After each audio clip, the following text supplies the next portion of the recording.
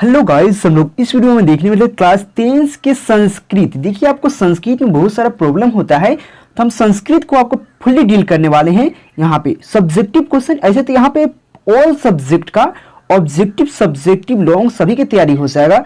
इसके लिए इस वीडियो में संस्कृत की बात करने वाले हैं, वो भी उसका सब्जेक्टिव क्वेश्चन लघुत्तरीय प्रश्न में उत्तर, उसका पार्ट 1 होगा। चलिए वीडियो को शुरू करते हैं।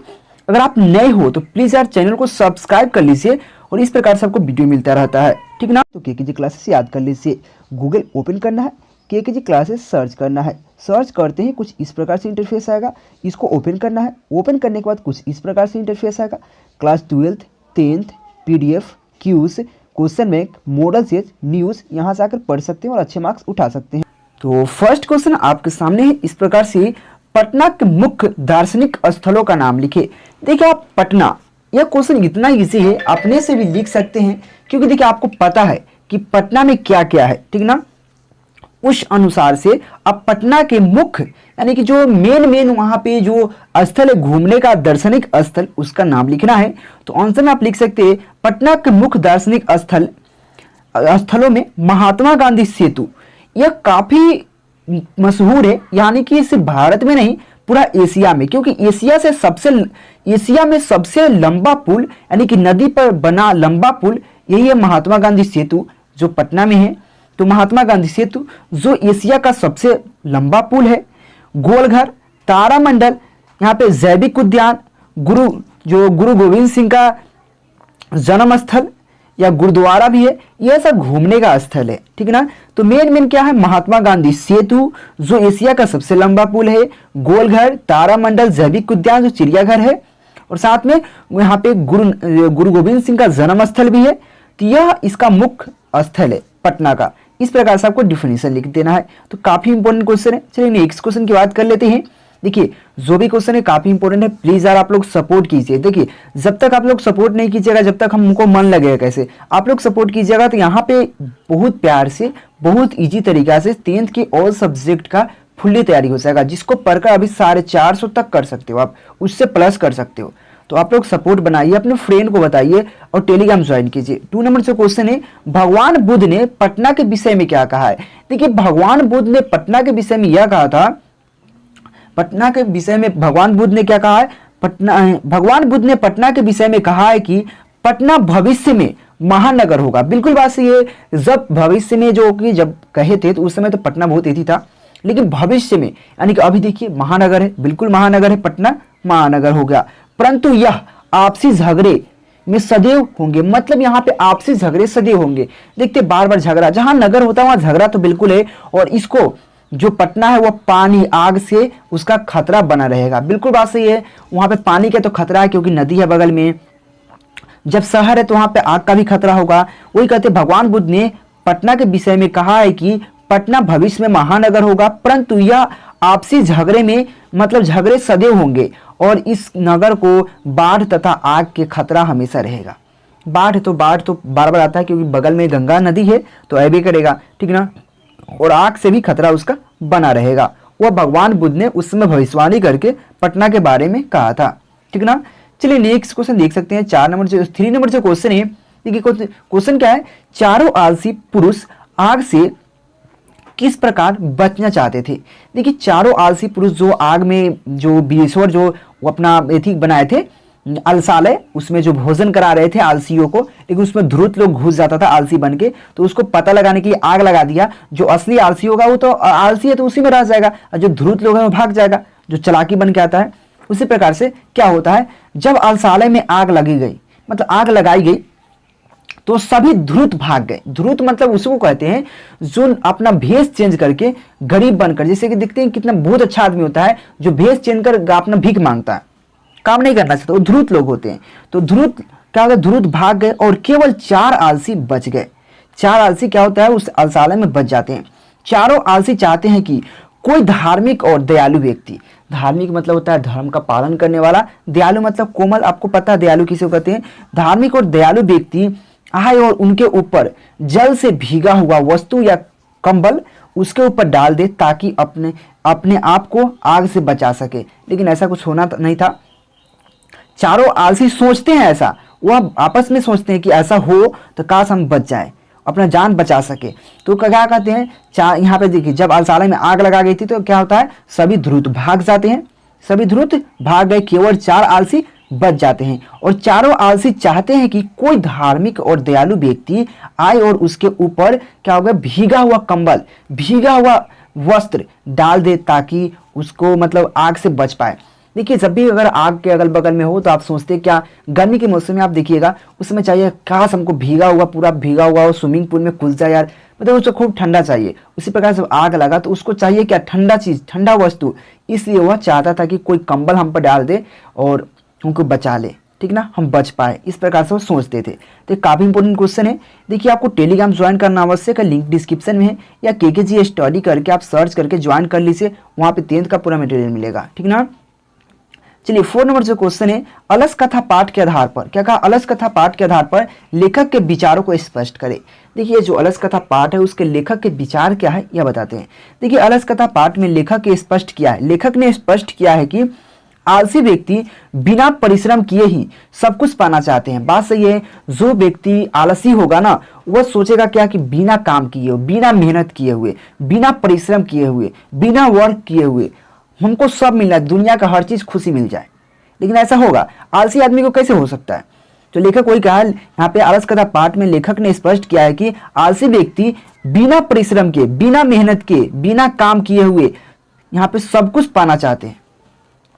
करुणिका और दयावान व्यक्ति के बिना उसका कल्याण नहीं हो सकता। बात सही है, जो आलसी व्यक्ति है, जो काम करना नहीं चाहते हैं, घूम फिर कर कहने से इधर से ठगेंगे, इधर से ठगेंगे, इधर से मतलब इधर से कुछ खा लेंगे, इधर से खा, तो उसका खाना कौन देगा, जो दयालु है वो कठोर आदमी देगा उसको खाना, बिल्कुल नहीं देगा। जो दयालु होगा या करुणिका होगा, जो मतलब कोमल होगा, जो दानवीर होगा, वही ना उसका कल्याण कर सकता है। अगर उसको नहीं, वैसा आदमी नहीं हो तो आलसी आदमी का क्या होगा पता नहीं, क्या कि उसको कोई देने वाला नहीं होगा ना, और वो कमाना नहीं चाहेगा।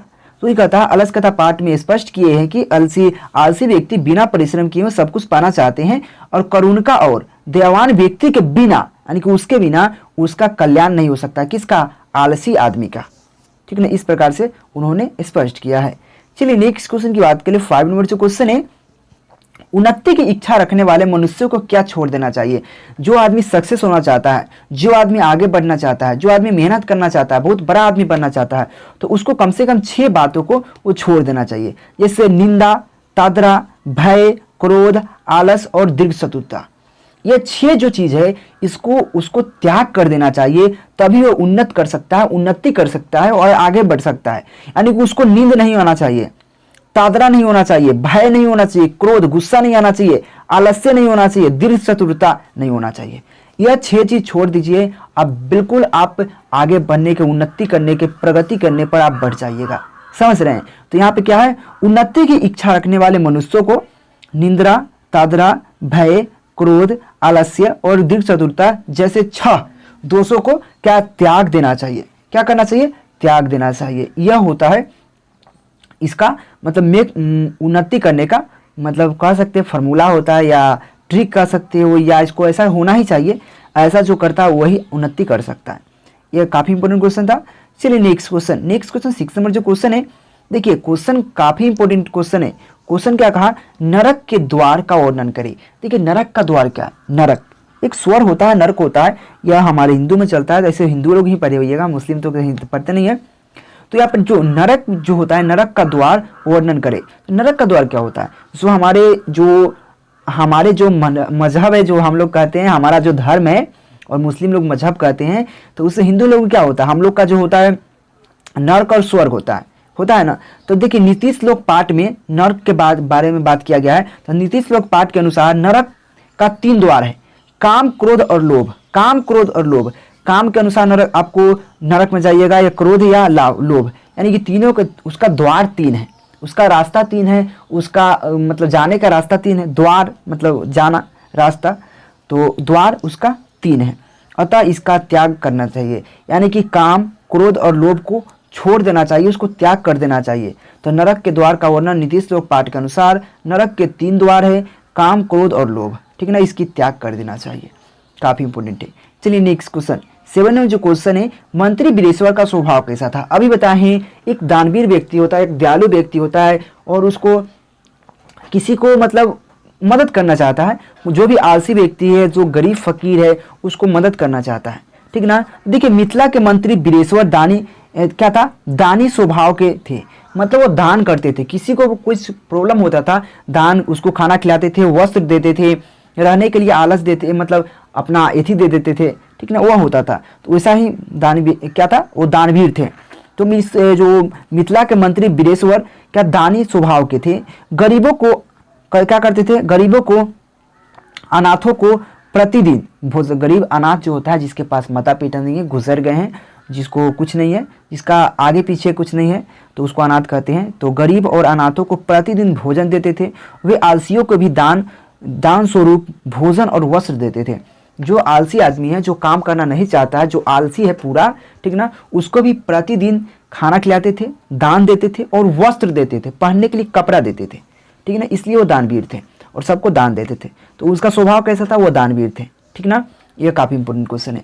चलिए नेक्स्ट क्वेश्चन, 8 नंबर जो क्वेश्चन है, देखिए भिकनटोला आर्थिक स्थिति और जीवन शैली कैसी थी। देखिए भिकनटोला एक बिहार का ही एक जगह है, छोटा सा, जहाँ पे बहुत मतलब वहाँ की स्थिति बहुत दलित जो होते हैं, मतलब गरीब लोग वहाँ पे बसती है। एक वहीं के बारे में बात किया, भिकनटोला बिहार राज्य के दुर्गम क्षेत्र में मतलब भिकनटोला स्थित है।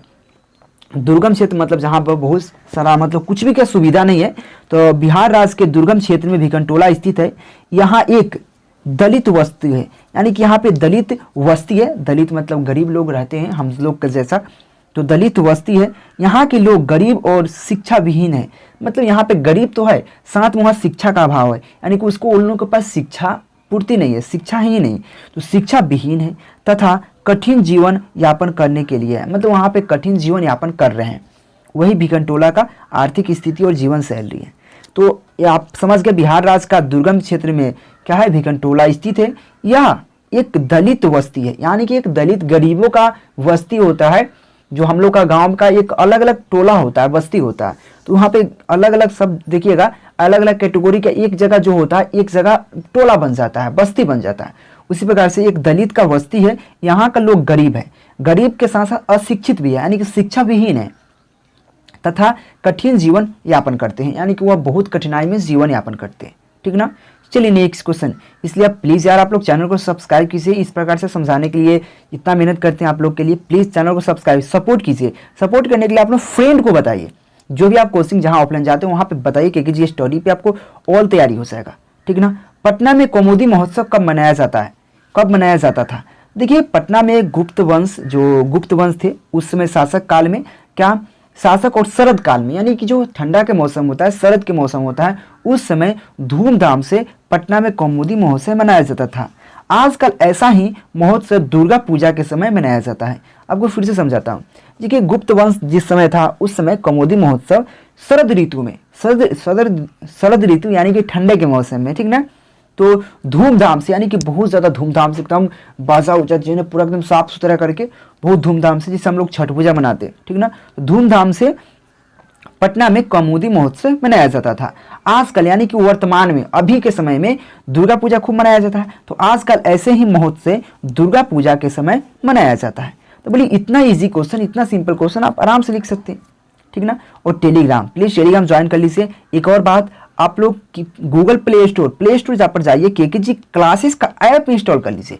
ऐप इंस्टॉल करने से वहाँ पे बहुत सारा मटेरियल मिलेगा पढ़ने के, ठीक ना।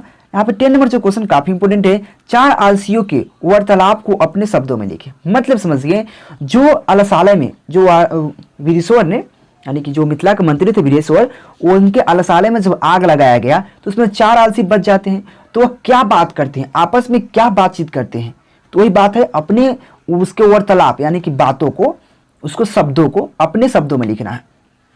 देखिए जब अलसालय में आग लगाई गई और हल्ला होने लगा, जब अलसालय में आग लगाया गया तो हल्ला होने लगा। हल्ला तो पहला आलसी बोला ये कैसा कोलाहल है, मतलब कैसा आग, कोलाहल मतलब आग, कोलाहल है। दूसरा आलसी बोला है ये शायद आग, घर में आग लग गई है। दूसरा आलसी बोला शायद घर में आग लग गई है। तीसरा आलसी बोलता है कोई धार्मिक व्यक्ति नहीं है, कोई धार्मिक व्यक्ति या दयालु व्यक्ति नहीं है जो पानी से भीगा हुआ वस्त्र हम लोगों के ऊपर डाल दे। कौन बोलता है? तीसरा व्यक्ति बोलता है कि कोई धार्मिक व्यक्ति नहीं है जो हम लोगों के ऊपर, हमारे ऊपर कोई भीगा वस्त्र डाल दे। और चौथा आलसी कहता है गुस्सा के तरह चुप, खिसिया के बोलता है चौथा आलसी बोलता है अरे बचपचाना बंद करो, चुप रहो, यानी कि मतलब चिल्लाना बंद करो। यहाँ पे बोलते हैं कि चुपचाप रहो, क्यों नहीं रहते, मतलब ये कहता डांट के बोलता है, ठीक ना। चौथा आलसी कह रहे हैं कि यहाँ पे वाचल कितना, मतलब कितना बोलते हो आप लोग, वाचल कितना बोलते हो, चुपचाप क्यों नहीं रहते, लेकिन डांट के बोलता है। लेकिन यहाँ पर डिफिनीशन लिखना है, इस प्रकार से आपको लिखना है।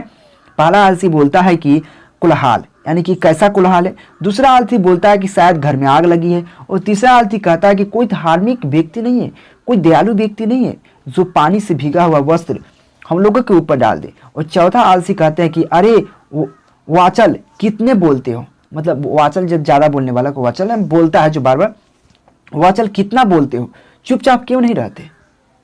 यह इसका बात था, चारों आलसी आपस में बात करते हैं, इस बात को यहाँ पे लिखना था, ठीक है ना। इस वीडियो में 10 क्वेश्चन रखते हैं। इस प्रकार से आपको बहुत सारा क्वेश्चन दिया जाएगा जो इंपॉर्टेंट है, और उतना ही जो आप याद कर पाए। ऐसा नहीं कि इतना ना क्वेश्चन आपको दे दिया जाए जो कि याद नहीं कर पाए। तो प्लीज़ आप चैनल को सब्सक्राइब करके वीडियो को शेयर कीजिएगा और टेलीग्राम ज्वाइन कर लीजिएगा।